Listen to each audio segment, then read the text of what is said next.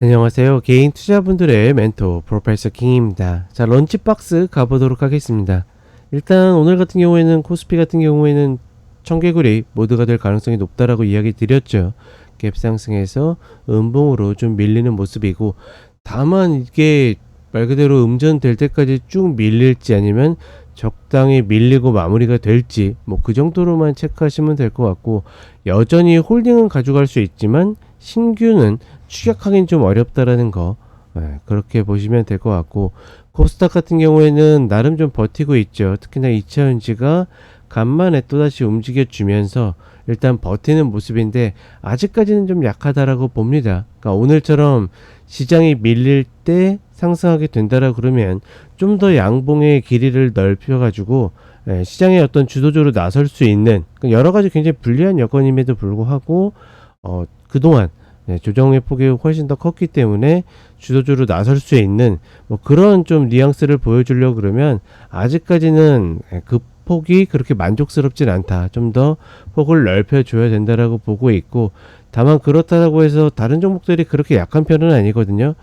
시장 전반적으로 코스피보다는 코스닥이 개인 투자자분들이 할 것들이 여전히 더 많이 있다. 이렇게 보시는 것이 맞다라고 봅니다. 다만 조금 아쉬운 거는 코스닥은 지수적인 어떤 흐름이 의미 있는 자리들이 좀 적기 때문에 그냥 단순하게 종목 위주로만 봐야 한다라는 거, 그 부분만 조금 감안하신다라 그러면 코스닥에 좀 더 많은 기회가 있을 거라고 판단을 해 보겠습니다.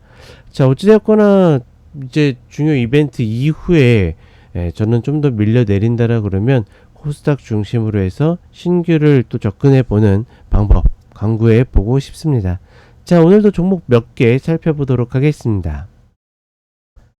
자, 먼저 에코프로비엠입니다. 본 종목은 일단 아무리 못해도 21만원에서 22만 5천원, 이 하단 자리를 다시 올라타야 된다라고 보고 있고, 하락세기라고 보기에는 조금 파동이 애매하긴 하지만 추세라인 어떻게 합니까? 올라탔다가 누르고까지 만들었기 때문에 이런 자리들은 반드시 추세 전환을 만들어서 위로 올라가야 된다라고 보고 있습니다. 다만 여전히 몇몇 창구에 의해서 시세가 좀 붙들어지는 흐름들이 분명히 있는데, 그럼에도 불구하고 일단은 21만원에서 22만 5천원 이 하단 안으로 들어간다라는 것을 목표로 삼아서 타점을 잡기 조금 애매해 보여요. 어려워 보여요. 다만 모아갈 수는 있다. 이렇게 보시면 될 것 같습니다.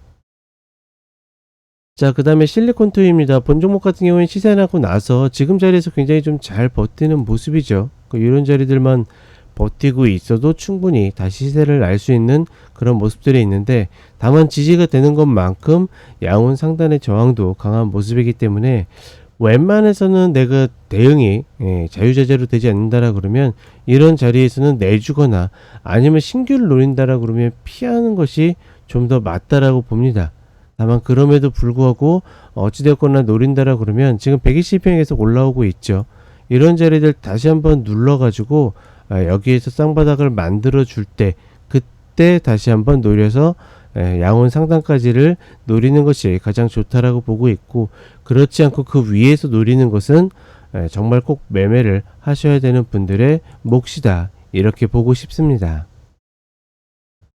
자, 마지막으로 재룡전기입니다. 본 종목은 일단 하락의 정석으로 좀 빠져 내려가고 있어요. 특히나 일단 뒷들 자리를 딛긴 했는데 둘 중에 하나 고르면 됩니다. 이 자리 이탈 컷으로 120평에서 대중 없이 잡아가지고 다시 한번 일목자리까지의 리바운드를 노리던가, 아니면 내가 확인 매수 쪽을 선호한다라 그러면 30분의 흐름에서 한번 탔다 깨졌다가 다시 타죠.